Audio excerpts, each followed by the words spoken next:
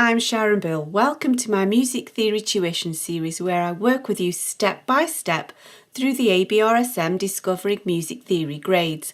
I'll work through every single exercise and explain everything you need to know.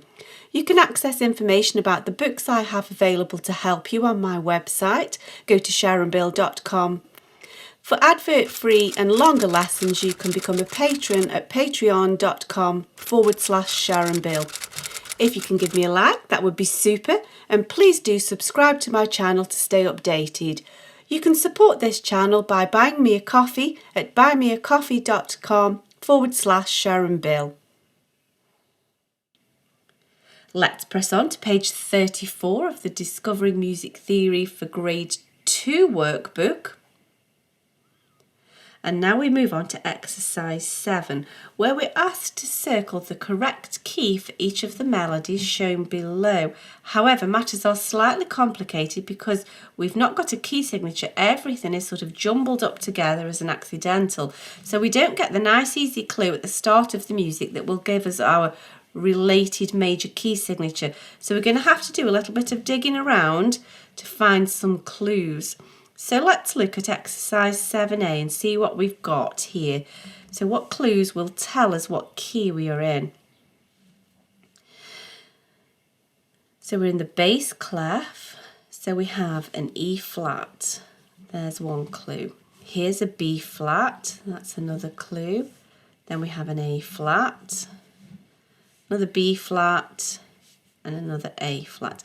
And so we know that if there's a key signature with E flats, it must have B flats as well. It's got E flats and there's an A flat. And that gives us a whole key signature, and that is the whole key signature properly represented with no unexplained other accidentals.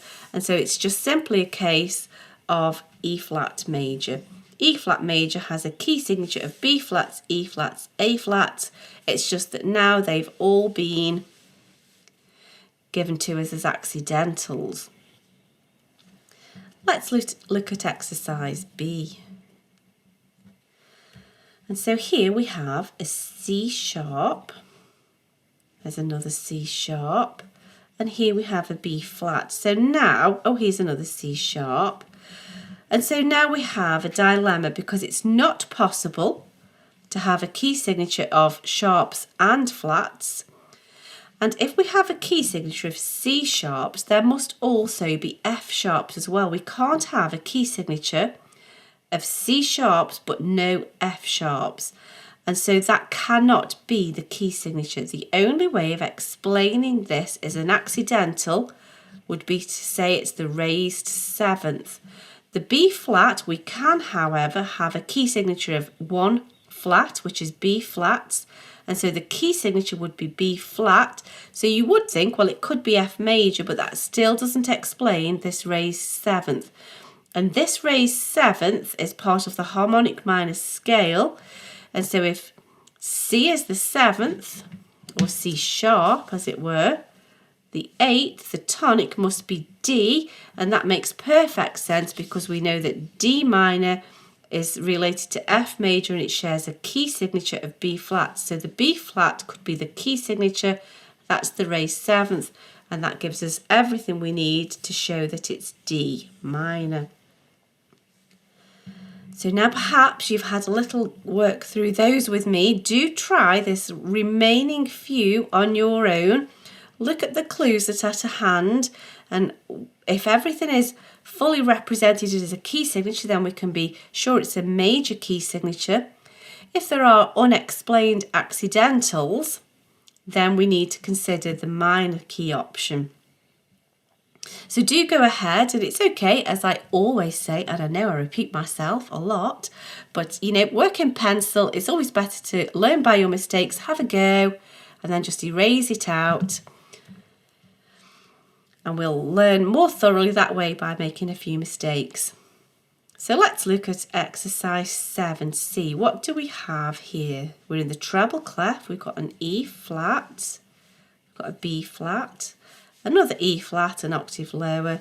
We have an A flat, B flat again, E flat again, B flat again. So altogether we have B flats, E flats and A flats.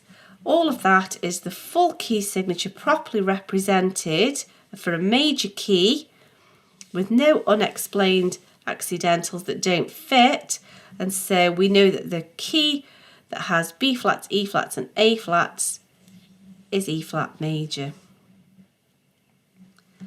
Let's move on. So what do we have here? We're in the bass clef.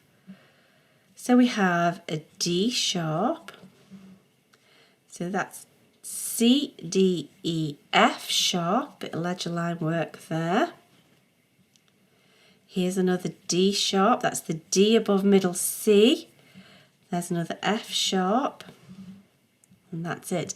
Now it's not possible to have a key signature of F sharps and D sharps because there need to be all the keys working through F, C, G and so on. Neither is it possible to just have D sharp as a key signature on its own. The only way we can explain this D sharp is to say this is an accidental, and that would be the raised seventh. It is possible to have a key signature of F sharps, however, and so we have a key signature of F sharps. And if D sharp is our seventh, then the next step up is E, telling us we're in E minor, and then that would make perfect sense because we know that E minor is related to G major, which has a key signature of F sharps, and then the raised seventh is D sharp, and so that gives us everything we need to show that we are in E minor. And so you can see how that raised seventh gives us an absolute vital clue to the harmony. It's the only way to explain it as part of the minor scale pattern. Let's look at this final example. So we're in the treble clef. So what do we have to help us? We have a C sharp.